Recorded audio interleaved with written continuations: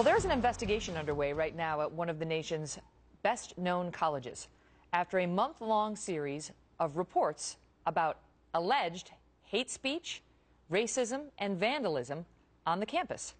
The story is capturing the attention of some celebrity alums, including the well-known Lena Dunham. It's happening at Oberlin College in Ohio. One instance allegedly included a student apparently seeing a person dressed, or so they claimed, in a Ku Klux Klan-like white robe, walking near the college's African Heritage House.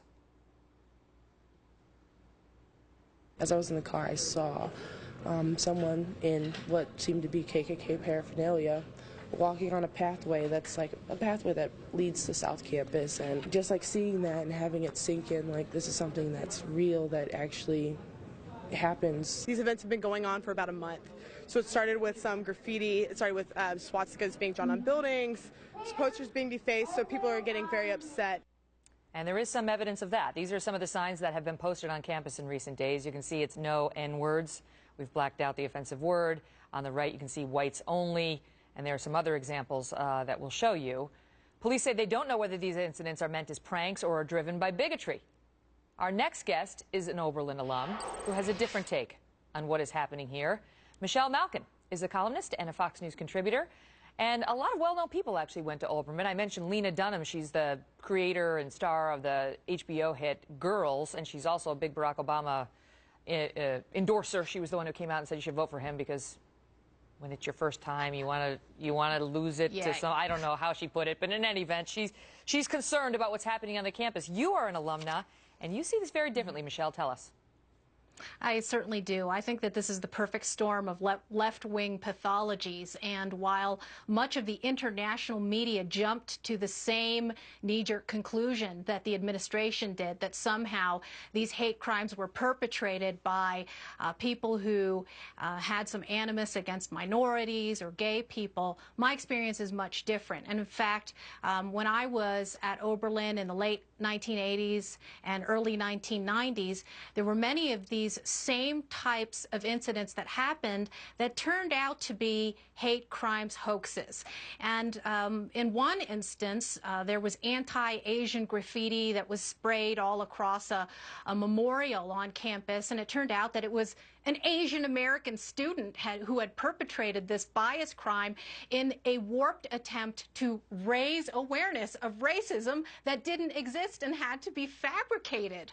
And so in this case, what you had was, over the past week, everyone from papers in the UK to Black Entertainment Television to the New York Times all piling on after the administration, the faculty, the president published this ostentatious open letter that they were actually canceling classes despite not having any evidence that this was what they claim it was, a hate crime motivated by anti-minority sentiment on campus. And now you've got the police. Well, yeah, I want to get to that, because so now, I mean, we showed some of the signs, and she mentions anti-gay bias as well, because some of the signs read no, and then it says F word, which is a derogatory word for gay people. In any event, there is evidence of this animus on the campus, but the point you're raising is, but who's behind it and what's the purpose?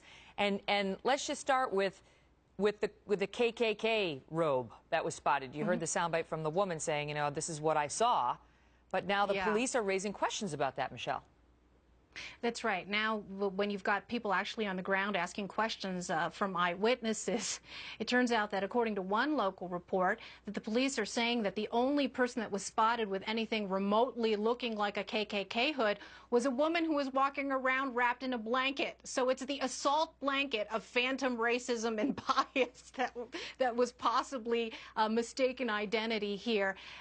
It's too good to be true, or too bad to be true, I think. And the fact that you've got law enforcement saying that they cannot verify this points to me, to the many examples, not just at Oberlin. I don't want to single out my alma mater, but this has happened many, many times over the last couple of decades, where these things are hatched by progressives who are trying to prove that institutional racism exists in their lives, when really the racism comes from these leftists who are segregating these kids and raising their race consciousness in a very poisonous way. I just want to tell the viewers, according to The Guardian, Lieutenant Mike McCloskey of Oberlin Police suggested that the only witness to that alleged KKK sighting may have been mistaken.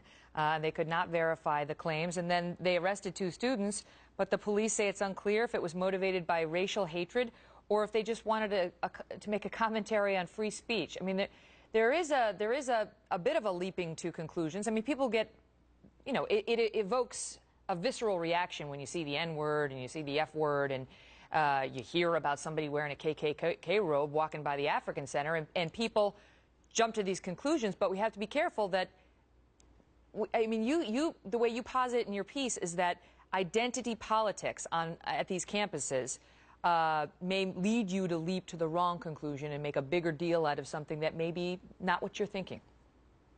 That's right. Segregated dorms, segregated academic departments, segregated graduations. And I think most irresponsibly, faculty and administrators who foster these kind of grievance politics on campus and then leap to their own conclusions. I think this administration needs to be held accountable for going out, patting itself on the back in this sanctimonious way about the community coming together against the forces of racism, when they will now clam up about the true motivations of these so-called perpetrators. Because in one case, in a couple of cases, there are 2 students who were apparently arrested, but they will not now say anything publicly about what they were doing, what their intentions were, and I think is key, what the race and identity politics of these own students were who were responsible for that. Well, Michelle, I believe this will conclude the list of things that you have in common with Lena Dunham, where you went to college.